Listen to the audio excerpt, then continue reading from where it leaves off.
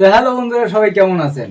আজকে আমি বাবার সাথে বসে কিছু গল্প করব। সেই গল্পটা হলো গতকালকে আমি একটা গল্প শোনাইছিলাম একটা ভিডিওর ভিতরে, কিন্তু অনেকে বলছে যে কথার থেকে আপনার ব্যাকগ্রাউন্ডের সাউন্ড বেশি শোনা যাচ্ছে, একটু জোরে বলুন।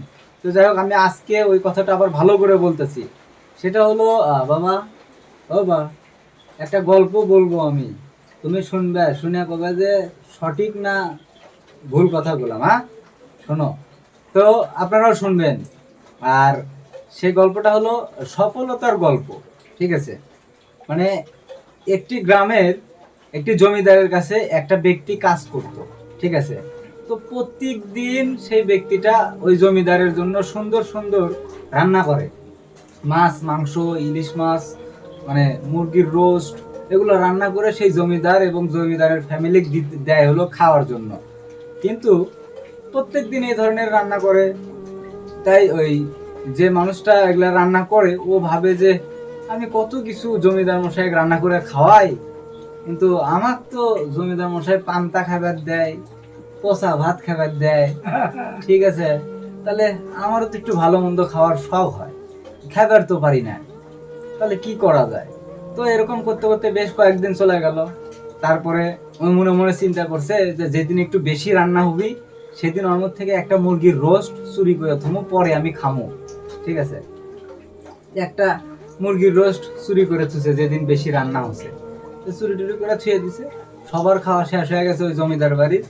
এখন ওই ওই মুরগির রোস্টটা বের করে নিয়ে একটা আড়ালে যায় বসে থেকে খাচ্ছে।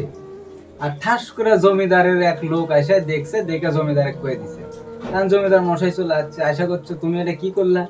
তুমি আমার বাড়ির চাকর, তুমি আমার মুরগির রোস্ট চুরি করে খেলা। কয় যে বাবু, আমার তো খুব শখ হয় খাওয়ার, কি করবো, আমাকে আপনি খারাপ কিছু খাবার দেন, তাই আজকে চুরি করে এই মুরগির রোস্টটা খাসি। তো এখন জমিদার বলে যে শোন, তুই যেদিন আমার লেভেলে আসবি, যেদিন আমার মতো ধনী ব্যক্তি হবি, সেদিন তুই এগুলা খাবো, তোর এখন যোগ্যতা নাই মুরগির রোস্ট খাওয়ার। তো এইটা মনে করে, মানে সে মনে অনেক কষ্ট পাচ্ছে এটা শুনে। তারপরে সে চাকরি, জমিদারের চাকরি ছেড়ে চলে যায় জমিদারের চাকরি ছেড়ে যায় গ্রামের মধ্যে যায়। আজকে ওই ব্যবসা, কালকে ওই ব্যবসা, এরকম করতে করতে ধীরে ধীরে বিজনেস করতে করতে একটা ভালো একটা ওই এলাকার সে ধনী একটা ব্যক্তি হয়ে যায়। ঠিক আছে, অনেক টাকা পয়সা হয়ে যায়। তো ওরও আত্মীয় স্বজন বাড়িতে আসে, ওইরকম জমিদার বাড়ির মতো খাওয়া দাওয়া করায় ও মানুষের। তো ও চিন্তা করছে আজকে আমার মনের ইচ্ছা মতন আমি আজকে খাবার দাবার খাবো। জমিদার আমাকে সেই মনে কষ্ট দিছিল, আজকে আমি আমার ইচ্ছা মতন খাবার দাবার খামো। আমার যাই রান্ধে তাক কমু যে এত কিছু রান্না করো। তো যাই রান্না করে তাক বলছে যে এই এই রান্না করো। তো ওই ওই লোকের জন্য আবার কি করছে, তার চাকর অনেক কিছু রান্না করছে। তা রান্না করার পরে এখন তার সামনে নিয়ে এসে দিছে। মানে ওই চাকর যে এখন বড় লোক হয়ে গেছে, ওর এখন মন চাচ্ছে অনেক কিছু খাবি। তা এখন অনেক কিছু রান্না করছে ওই চাকর।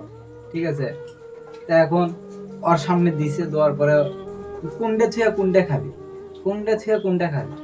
একটা খাসির মাংস নিছে, ঠিক আছে, হাড্ডিওয়ালা খাসির মাংস নিছে, নিয়ে যেই কামড় মারছে, বুঝছে বাবা, আর সব দাঁত কর্মর করে ভাঙ্গা পড়ে গেছে। ঠিক আছে, তাই আমি আফসোস করিচ্ছে, ইস, আমার যে সময় ঠিক মতন খাবার দাবার করার কথা, যে সময় আনন্দ উল্লাস করার কথা, সে সময় ভালো মন্দ খাইতে পারি নাই। আর এখন আমার খাওয়ার মতন সামর্থ্য হচ্ছে, কিন্তু আমার সেই খাওয়ার বয়সটা নাই। আমার দাঁতগুলো পড়ে গেল, তার মানে আমার আর খাওয়ার বয়স নাই। আমার অর্থ হচ্ছে, কিন্তু এই অর্থটা আমি আমার প্রয়োজনে আর কাজে লাগাতে পারছি না। ঠিক আছে, তো এটাই হলো সফলতার গল্প। ঠিক আছে, আপনি যদি আপনার ঠিক টাইমে সফল না হতে পারেন, টাইমে যদি আপনি সফল হন, অসময়ে যদি সফল হন, ওই সফলতার কোনো দাম নেই। ঠিক আছে, সেটা হলো কি, আমি যেরকম বাবা মাকে নিয়েই ভিডিও আপলোড করি বা জেনে নিয়েই ভিডিও আপলোড করি, বাবা মাকে নিয়েই ভিডিও করি বা আমারই দু একটা কন্টেন্ট তৈরি করি।